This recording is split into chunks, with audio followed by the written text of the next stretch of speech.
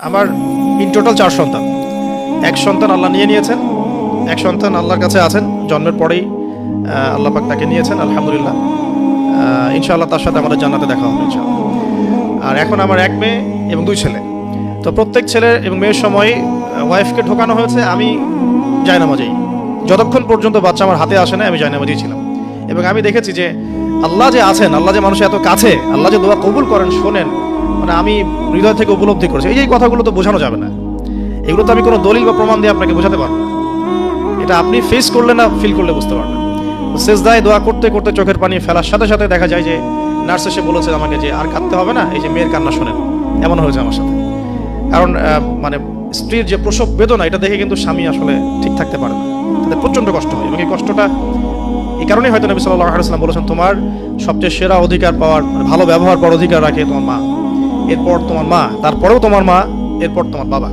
তো মায়ের এই যন্ত্রণা শুধু মায়েরাই বুঝতে পারবেন। তো আপনি যদি জান্নাত পেতে চান, মায়ের সেবা করেন, মায়ের খেদমত করেন, মাকে সন্তুষ্ট রাখেন, ইনশাআল্লাহ জান্নাত পেয়ে যাবেন ইনশাআল্লাহ। আর এই যুগে কিন্তু মা বাবার সাথে দাস দাসীর মতো আচরণ করা হয়, আর মায়ের হকটা কখনো নষ্ট করেন না। আর তার মেয়েদের প্রতি তাদের প্রতি আমার কনসেপ্টটা ভিউ হচ্ছে এরকম যে কঠিন হয়ে তাদের সাথে কোনো লাভ নাই।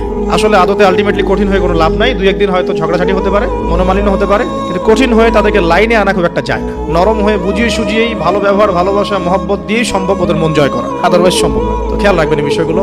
এরপরে আজান হবে, তাহানিক হবে, 7ম দিনে গিয়ে আপনি আকিকা করবেন। যদি করতে না পারেন 14 দিনে, যদি তাও করতে না পারেন 21, এভাবে সুযোগ আছে আকিকা করার। তবে 7ম দিনে আকিকা করা সুন্নাহ। আকিকাটা কি? এটা হচ্ছে আপনার সন্তানের জানের বদলে একটা জানের উৎসর্গ। ছেলে হলে 2টো খাসি, মেয়ে হলে একটা। কারণ কি, মেয়েদের রোগ প্রতিরোধ ক্ষমতা কিন্তু এমনিই বেশি, ছেলে বাচ্চার রোগ প্রতিরোধ ক্ষমতা কিন্তু কিছুটা কম। এখানে 2টো খাসি উৎসর্গ করা হচ্ছে আল্লাহর কাছে। এখানে মেয়েদেরকে ছোট করা হচ্ছে না। তসলিমা নাসরিন টাইপের মেয়ে থাকলে বলতে পারে যে হ্যাঁ ছোট করা হচ্ছে। এখন আকিকার পর কি মাথা মুন্ডন করা। মাথা মুন্ডন মানে একটা চুল থাকে, চুলটা কষ্ট দেয়, ডক্টরাই বলেন যে এই চুলটা কিন্তু বাচ্চাদেরকে কষ্ট দেয়, এই চুলটাকে কামিয়ে ফেলা। যদি মাথায় কোনো প্রবলেম থাকে, ডক্টর বলে না এখন করার দরকার নাই, সেটা আলাদা ইস্যুস, কিন্তু নরমালি কামিয়ে ফেলা উচিত। এবং চুলের ওজন করতে হয়, এই চুলের ওজনের সমপরিমাণ রূপা আল্লাহর পথে সাদাকা করতে হয়, তো এটা করবেন। তারপরে আকিকা করলেন, আকিকা আপনি যেভাবে গোশত বন্টন করেন সেভাবে করবেন। বাচ্চা এখন জন্ম হয়েছে, আপনাদের নতুন অধ্যায় শুরু, এই প্যারেন্টিংস আপনার এখন শুরু হচ্ছে। এখন আপনার জন্য প্যারেন্টিংস বইটা আমি সাজেস্ট করছি এবং আমি চিস্ট কিছু বলে দিচ্ছি। দেখুন, আদম আলাইহিস সালামের দুই ছেলের সম্পর্কে প্যারেন্টিংস এর মধ্যে কথা এসেছে। আদম আলাইহিস সালামের 2 ছেলের সম্পর্কে কিন্তু কথা এসেছে। 1 নাম্বার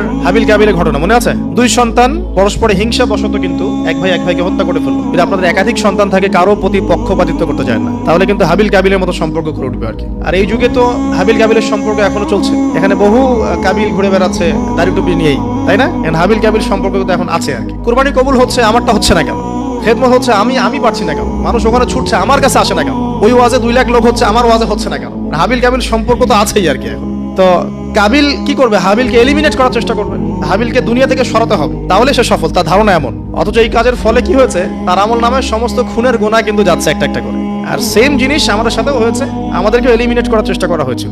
আলহামদুলিল্লাহ আল্লাহ রাব্বুল আলামিন সেটা করতে দেন নাই। আল্লাহ পাক সবসময় সত্যের সাথে থাকেন, অনেস্টির সাথে থাকেন। আল্লাহ পাক সবসময় নূর এবং মারিফত ওয়ালা মানুষের সাথেই থাকেন। আল্লাহ পাক কখনোই ইবলিস এবং কাবিলের সাথে থাকেন। আল্লাহ পাক বোঝার তৌফিক দেন। সামনে যান। নূহ আলাইহিস সালামের জীবনেও কিন্তু প্যারেন্টিংস আছে। দেখেন, এক সন্তান ইসলাম কবুল করছে না। তো এমন হতে পারে যে দীর্ঘদিন আমার একাধিক সন্তান, আমি আমার সর্বোচ্চ পরিশ্রম করছি সন্তানের পিছনে, তাদের ভরণ পোষণ, খাওয়া দাওয়া, এডুকেশন সবকিছু, তারপরেও জীবনের এক পর্যায়ে গিয়ে একজন বিভ্রান্ত হয়ে গেছে। এটা হতে পারে, এটারও সুযোগ আছে।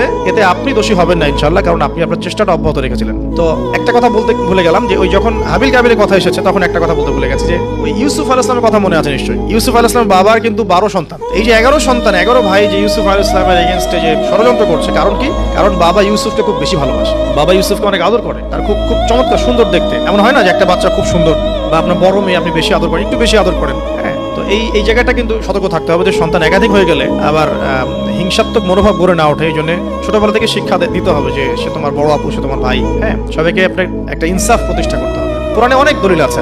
আপনি ইব্রাহিম আলাইহিস সালামের ঘটনা দেখেন, যে তার সন্তানকে মানুষ করেছে তার মা হাজরা আলাইহিস সালাম। ইব্রাহিম আলাইহিস সালাম কিন্তু সেখানে রেখে চলে আসছেন, মানুষ করেছে কিন্তু তার মা। তো যে হাজরা আলাইহিস সালাম বলছেন যে ইয়া ইব্রাহিম, হে ইব্রাহিম, আপনি আমাদেরকে কেন এখানে রেখে যাচ্ছেন? তখন ইব্রাহিম আলাইহিস সালাম বলছেন যে আল্লাহর আদেশে। তখন হাজরা আলাইহিস সালাম বলছেন যে যদি আল্লাহর আদেশে আপনি আমাদেরকে এখানে রেখে যান জনমানব শূন্য বিরান একটা জায়গায়, তাহলে ইনশাআল্লাহ আল্লাহ আমাদেরকে ধ্বংস করবেন না। এই যে তাওয়াক্কুল আল্লাহর প্রতি, এখন তাওয়াক্কুল কারিনী মায়ের গর্ভ থেকে জন্ম নিয়েছে ইসমাইল আলাইহিস সালাম। ওই সন্তানকে যখন ইব্রাহিম আলাইহিস সালাম আরো কয়েক বছর পরে এসে বলছেন ইন্নী আরা ফিল মানামি আন্নী আযবাহুকা, আমি স্বপ্নে দেখেছি তোমাকে জবাই করছি, ফানজুর মায়াদা তারা, তোমার রায় কি আমাকে বলো। ওই সবরকারিনী মায়ের গর্ভ থেকে জন্ম নেয়া, তাওয়াক্কুলকারিনী মায়ের গর্ভ থেকে জন্ম নেয়া সন্তান এবার বলছে ইয়া আবাতি, হে আমার বাবা, ইফআল মা তুমার, আপনি তাই করুন যা আপনাকে আদেশ করা হয়েছে। সাতাজিদুনি ইনশাআল্লাহু মিনাস সাবিরিন, আমাকে ইনশাআল্লাহ আপনি সবরকারী পাবেন। তো এখানে মায়ের রোলটা দেখেন, মা যেমন হবে সন্তান তেমন হতেই পারে, মা যেমন হয় সন্তান কিন্তু তেমনই হয়, স্বাভাবিক এটা। মা যদি সন্তানকে হৃদ্যতা ভালোবাসা দিয়ে বড় করে, সন্তান দেখবেন বড় হয়ে সবাইকে ভালোবাসে। মা যদি সন্তানকে কনফিডেন্স দেয় যে বাবা তুমি পারবে, জীবনে অনেক কিছু করতে পারবে, তোমার মধ্যে এই প্রতিভা আছে, ইনশাআল্লাহ তুমি পারবে, সন্তান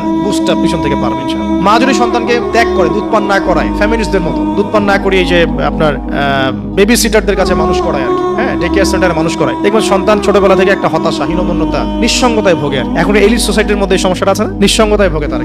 মা যদি সন্তানকে দেখা যায় খুব শাসন করে, বেশি প্রহার করে, সন্তান কঠোর হয়ে যাবে, মনটা একটু শক্ত হয়ে যাবে। তো পিতা মাতার সন্তানের প্রতি অ্যাটিটিউডটা একটা বড় ফ্যাক্ট, যে সন্তান বড় হয়ে কি হবে। হিটলারের জীবনী পড়ে দেখেন, সে বলছে আমার পিতা আমাকে খুবই মারতো আর কি, খুবই পিটাইতো। তো বড় হয়েও শিখছে আর কি যে পিটাইলেই কাজ হয়, যদি কিছু করতে হবে তো পিটাইলেই কাজ করতে হবে। এরপরে সে যে পিটানো শুরু করছে সবাইকে গণহারে। এই যে সন্তান জন্ম নিল ইসমাইল আলাইহিস সালাম হাজরা আলাইহিস সালামের গর্ভ থেকে, মা যেমন হলো সন্তান তেমন হলো কিন্তু। আর এই যে মায়ের আত্মত্যাগ দেখেন, সাফা মারওয়া সাই করা যে ঘটনা, জামজাম কূপের যে ঘটনা, এই ছেলে কুরবানির যে ঘটনা, এই ঘটনাগুলো আল্লাহর কাছে এত বেশি পছন্দ হয়েছে, দেখেন কিয়ামত পর্যন্ত হজ ওমরায় আপনি এগুলো কিন্তু করছেন, হজে করছেন। অথচ এটা কিন্তু ইব্রাহিম আলাইহিস সালামের যুগের ঘটনা, আমরা কিয়ামত পর্যন্ত এই ঘটনাগুলো ফলো করছি আর কি। আর এমন কোন ধর্ম নাই যে ধর্মে ইব্রাহিম আলাইহিস সালামকে গালি দেওয়া হচ্ছে। জিউসরা ইব্রাহিম আলাইহিস সালামকে সম্মান করে, জানেন, খ্রিস্টান যারা তারা ইব্রাহিম আলাইহিস সালামকে সম্মান করে, তারা কিন্তু এই পরিবারটাকে সবাই সম্মান করছে। তো এখানে একটা প্যারেন্টিংসের আপনার নসিহত আছে। পাশাপাশি আপনি সামনে যাবেন, লোকমান আলাইহিস সালামের ঘটনা পাবেন, এটা সূরা লোকমানের এখানে দেয়া আছে, ওয়ালাকাদ আতাইনা লোকমানের হিকমা আন ইশকুরু লিল্লাহ, এখান থেকে নিয়ে শুরু করে একদম আমি আয়াত নাম্বারটা বলে দেই, আয়াত নাম্বার 12 থেকে নিয়ে আপনার এই যে 19-20 পর্যন্ত এই পুরো আয়াতগুলোর মধ্যে লোকমান আলাইহিস সালামের অনেকগুলো নসিহত আছে। সন্তানকে কাছে বসিয়ে তিনি বলছেন, হে আমার সন্তান, আল্লাহর সাথে কাউকে শরীক করো না, লা তুশরিক বিল্লাহ ইন্নাশ শিরকা লাযুলমুন আযীম। শেখাচ্ছেন ওয়াসাইনা আল ইনসানা বিওয়ালিদাইহি হুসনা, মানুষের সাথে ভালো আচরণ করো, তোমার পিতামাতার সাথে ভালো আচরণ করো। তোমার পিতামাতা যদি তোমাকে শিরক করতে বলে তখন তাদের ফালা তুতিউহুমা, তাদের আনুগত্য করো না। আল্লাহ তিনি আরো শিখাচ্ছেন যে ছোট্ট কোনো বিষয় তুমি আল্লাহ থেকে লুকাতে পারবে না, আল্লাহ সব সামনে নিয়ে আসবেন। ইয়া বুনাইয়া আকিমিস সালাহ, সালাত কায়েম করো, ওয়া আমুর বিল মারুফ, সৎ কাজে আদেশ করো, ওয়া নহা আনিল মুনকার, অসৎ কাজে নিষেধ করো, ওয়াসবির আলা মা আসাবাক, তোমার উপরে যে বাধা বিপত্তিগুলো আসবে সেগুলোতে সবর করো। উচ্চ স্বরে চিৎকার চেঁচামেচি করো না, কারণ গাধার স্বর উচ্চ স্বর হয়, চেঁচামেচি করে। এরকম প্রায় এখানে 10টা থেকে 15টা নসিহত আপনি পাবেন।